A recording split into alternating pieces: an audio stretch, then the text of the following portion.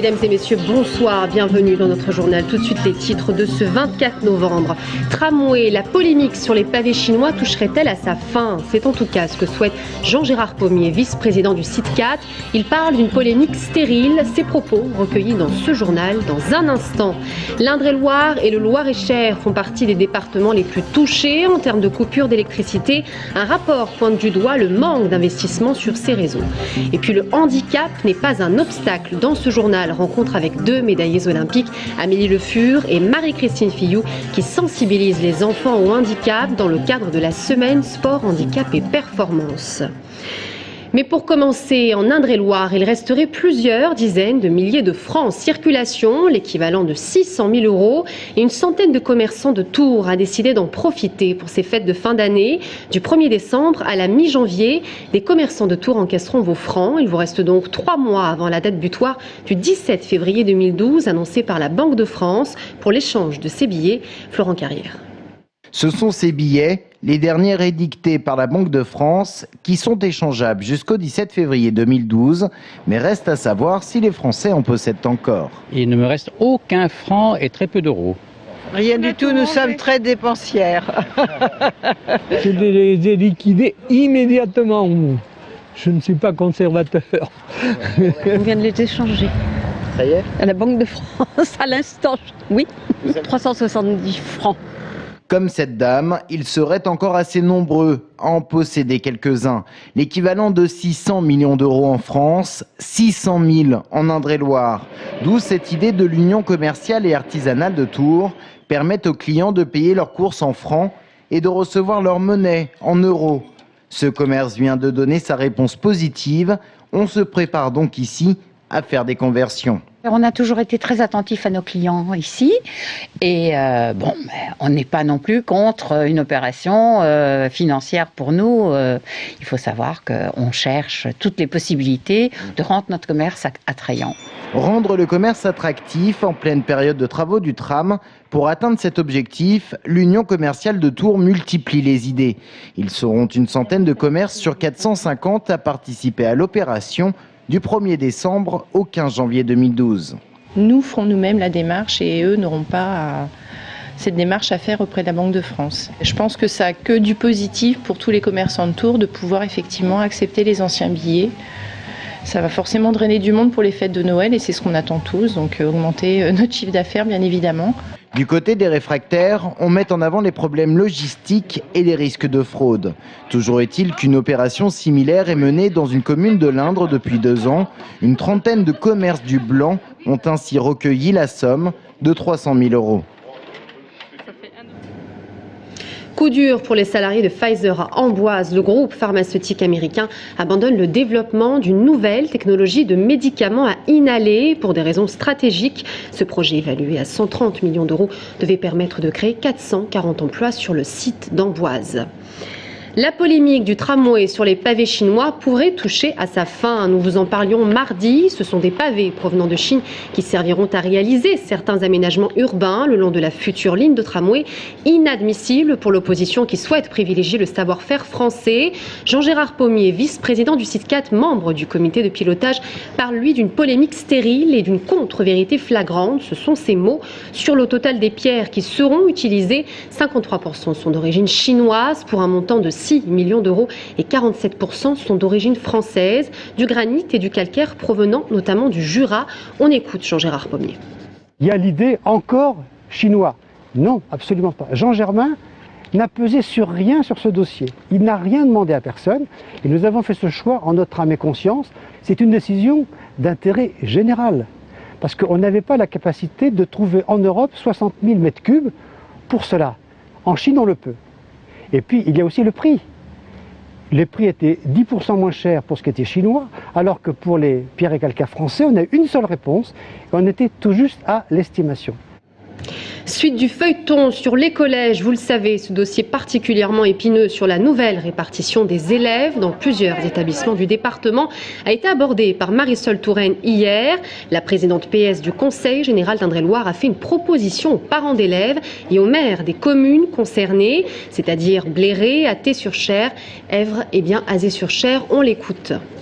Nous proposons, c'est que des élèves qui aujourd'hui allaient à Bléré puissent aller à Èvres-sur-Indre, ce qui suppose de dégager des capacités d'accueil à Èvres et que les enfants d'Azay aillent non plus à Èvres mais à Philippe de Comines, ce qui permettrait à chaque enfant d'être accueilli dans de bonnes conditions. Les parents s'inquiètent pour le temps de transport de leurs enfants. Nous sommes prêts à mettre en place davantage de moyens de transport pour garantir à quelques minutes près le même temps de transport qu'aujourd'hui aux élèves d'Azay. Marisol Touraine qui propose de réfléchir à une situation au cas par cas pour certains élèves. Mardi prochain, la présidente du Conseil général rencontrera une fois de plus les parents d'élèves des collèges concernés. L'Indre-et-Loire et le Loir-et-Cher font partie des départements les plus touchés en termes de coupures d'électricité. En Indre-et-Loire, chaque foyer subirait 2h24 de coupures électriques par an. Les collectivités locales se le font savoir. La Fédération nationale des collectivités concernées et Régie a publié un livret blanc. Aujourd'hui, elle dénonce un manque d'investissement sur les réseaux et demande aux concessionnaires ERDF de renforcer la qualité des réseaux. Aujourd'hui, c'est l'investissement à l'étranger qui est privilégié par EDF, car plus de rentabilité à la clé. Plus d'explications avec Agnès Michaud. Les conversations aux chandelles, les habitants d'Indre-et-Loire en seraient presque coutumiers. Non pas qu'ils soient plus romantiques qu'ailleurs, mais plutôt moins bien lotis en termes d'électricité. En effet, selon le livre blanc de la Fédération nationale des collectivités concédantes et régies, notre département a été entre 2005 et 2010 parmi les plus touchés par les coupures d'électricité. Sur les 2 dernières années, les chiffres parlent d'eux-mêmes. Alors nous, en Indre-et-Loire, le temps de coupure, donc hors événement exceptionnel, en 2009 a été de 188 minutes. En 2010, on a eu des coupures un critère B donc, qui est monté à 104 minutes. Et on est au-dessus de la moyenne nationale qui, pour l'année 2010, avoisine les 98 minutes environ. 2009, tempête Quintaine, 2010, tempête Xynthia. Alors ces chiffres sont-ils vraiment représentatifs ? Oui, puisque justement les dégâts dus aux aléas climatiques ne sont pas pris en compte dans ces chiffres qui se voient multipliés par 7, les années de tempête. Donc en effet, les incidents climatiques, on les subit, on ne peut pas les prévoir à l'avance. Néanmoins, les accidents climatiques sont quand même assez révélateurs de l'état de nos réseaux. Puisque si les réseaux, à chaque accident, tombent en panne, ou des réseaux se retrouvent au sol, c'est qu'en amont, ils n'ont pas été suffisamment entretenus ou qu'ils n'ont pas été correctement entretenus. Du côté de RDF, on reconnaît que les dernières années n'ont pas été de bons crus, mais on promet que le pire est derrière nous. Fin septembre 2011, le temps de coupure moyen par client en Indre-et-Loire, il est de 49 minutes, quand il était de 69 minutes pour la même époque l'année dernière. Donc même en faisant abstraction des événements exceptionnels que nous avons pu connaître, la qualité de fourniture s'améliore sensiblement en Indre-et-Loire. Soit une amélioration de 30% sur la même période. Et les zones rurales ne sont pas oubliées puisque RDF affirme y investir 2 fois plus d'argent qu'en zone urbaine. Rassemblement, c'est le mot d'ordre pour Europe Écologie Les Verts en région centre. Et les dernières déclarations maladroites d'Eva Joly, la candidate Europe Écologie à la présidentielle, ont mis le feu aux poudres au sein du parti. David Chollet, secrétaire régional des Verts en Indre-et-Loire, parle d'unité à l'approche des législatives. L'objectif est clair, multiplier les sièges des Verts à l'Assemblée nationale. Et pour cela, il faut soutenir Eva Joly, la candidate officielle à la présidentielle. On l'écoute.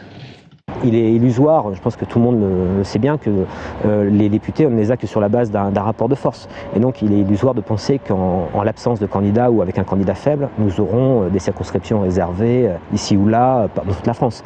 Donc tout le monde est, je pense, conscient de cet enjeu, que la réussite de l'élection présidentielle est liée à la réussite de l'accord et vice-versa, et que donc nous avons besoin de se serrer les coudes pour affronter une séquence qui n'est pas facile pour les écologistes, mais qui pour l'instant reste assez prometteuse par rapport aux expériences du passé. Il s'appelle Sébastien Jude, il est l'un des meilleurs ouvriers de France. Demain, il sera reçu à l'Élysée. 18 ans d'expérience pour ce tailleur de pierre. Son œuvre, vous la voyez, 92,5 cm de haut et 69 de large. Une niche sur le plan circulaire qui pourrait prendre place sur le pignon d'une église pour accueillir une statue de la Vierge. Récemment, il a travaillé sur le château de Langeais à Saint-Vertin. Gal Poulain a recueilli ses impressions. J'en suis très content et très fier. C'est, on va dire, la cerise sur le gâteau. C'est par rapport à mon métier, j'en suis très content. J'arrive, on va dire, à une belle perfection. C'est une qualité. Quand vous êtes meilleur ouvrier de France, c'est que la personne, quand même, elle connaît son travail. La personne est pointue, parce que c'est énormément de temps de travail. Sur cet élément, j'ai passé environ 570 heures de travail. Faut être acharné, il faut vraiment rentrer et chercher la petite bête. Le handicap n'est pas un obstacle, c'est le message que sont venus délivrer Marie-Amélie Le Fur, championne du monde d'athlétisme handisport, double médaillée aux Jeux Olympiques de Pékin, et Marie-Christine Fillou, pongiste, médaillée aux Jeux Olympiques de Pékin aussi.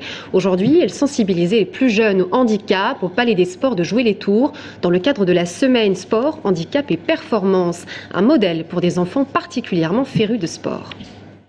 400 paires d'yeux rivés sur 2 championnes de handisport. Dans le cadre de la semaine sport, handicap et performance, l'athlète Marie-Amélie Le Fur et la pongiste Marie-Christine Fillou se sont rendus à Jouer les Tours avec une mission. Les enfants de maintenant, c'est l'avenir de demain et que c'est en les sensibilisant eux qu'on leur fait montrer, qu'on leur montre un autre regard sur la société et qu'on leur fait voir le beau côté du handicap, je pense. Pendant près de 2 heures, les questions se sont enchaînées au Palais des Sports. Les enfants étaient curieux de découvrir le quotidien d'une personne handicapée. Comment avez-vous fait pour vous adapter à votre prothèse? Est-ce que vous avez eu des moments de découragement ou de solitude? Les 2 sportives ont raconté leur parcours, leur accident et leur volonté tenace de ne pas se laisser abattre. C'est pas parce qu'on est handicapé qu'on est différent des autres. On peut faire beaucoup de choses, mais pas de la même manière que tout le monde. Une volonté de faire qui a impressionné ces jeunes participants. Je les admire parce qu'ils ont le courage de continuer à faire du sport. Et ils n'ont pas abandonné leur rêve. Parce qu'ils sont handicapés, ils font du sport. Moi, j'aurais pas fait ça. Cette semaine de sensibilisation au handicap se terminera demain soir avec le tournoi inter-entreprise de basket fauteuil. Un sujet signé Marie Vivant et Marion Blanchet. Et on continue en sport avec le Tour FC qui affrontera Arles-Avignon vendredi soir au stade de la Vallée du Cher à 20h. Le Tour FC qui accueillera l'ancien pensionnaire de Ligue 1 à la 19e place du classement. Une victoire impérative pour les hommes de Peter Zedler. Jérôme Alain a suivi l'équipe lors de son entraînement aujourd'hui. 2 mois, ça fait 2 mois que le TFC n'a pas gagné en Ligue 2. C'était le 20 septembre contre Clermont. 6 matchs joués depuis pour 4 nuls et 2 défaites en championnat. Depuis la défaite à Angers, les hommes de Peter Zeidler enregistrent 2 victoires. D'abord en amical contre Troyes, puis en Coupe de France le week-end dernier à Avion. Alors Peter Zeidler se veut confiant et croit toujours en ses joueurs. Il faut gagner ce match, tout simplement. Alors parce que la pression, elle est là, mais moi j'adore la pression et je connais mes joueurs, eux aussi. Alors ils ont cette joie. Alors après un match, alors ils aimeraient bien revivre ça. Et c'était quand même si c'était seulement Avion, c'était une joie au vestiaire. C'est un autre sentiment, être dans le bus, avoir gagné un match. Demain soir contre Arles-Avignon, Guérini et Blaillac seront dans le groupe. Sartre est encore incertain. Une chose est sûre pour le capitaine Julien Cardi, seule la victoire sera belle. C'est un match, c'est un bon match pour pouvoir retrouver la victoire à domicile et se positionner un petit peu mieux dans ce championnat. Et justement, la suite du championnat avant la trêve est périlleuse pour le TFC. 2 déplacements compliqués à Lens et Bastia, entrecoupés de la réception de Guingamp. Bref, le 20 décembre au soir en Corse, on en saura un peu plus sur le potentiel des Bleus et Noirs. Avant cela, le TFC a 90 minutes pour convaincre et signer contre Arles-Avignon une 5e victoire en championnat pour basculer du bon côté du classement. Et on termine avec ces images de l'inauguration d'un verger conservatoire à l'occasion du 150e anniversaire de la mort de Pierre Fidèle Bretonneau. C'est aussi le 50e anniversaire de la création de la faculté de médecine de Tours. Un conservatoire où seront répertoriées notamment des cerises, des poires et même des roses. On écoute Dominique Perrotin, doyen de la faculté de médecine à Tours. Ce qui est important pour les jeunes générations de faire revivre le nom de Bretonneau, qui était un très grand médecin. Qui était finalement dans sa vie assez relativement discret, qui n'a pas cherché forcément les honneurs. Je pense que Bretonneau représente en effet cette richesse des grands hommes d'autrefois, qu'il est difficile maintenant de suivre parce que, comme vous le savez, Nous avons des fonctions de plus en plus spécialisées, hyper spécialisées, peut-être trop spécialisées. Voilà, c'est la fin de ce journal. Merci à tous de l'avoir suivi. Dans un instant, Claude Alavoine, président des Restos du Cœur d'Indre-et-Loire, sera notre invité. À tout de suite.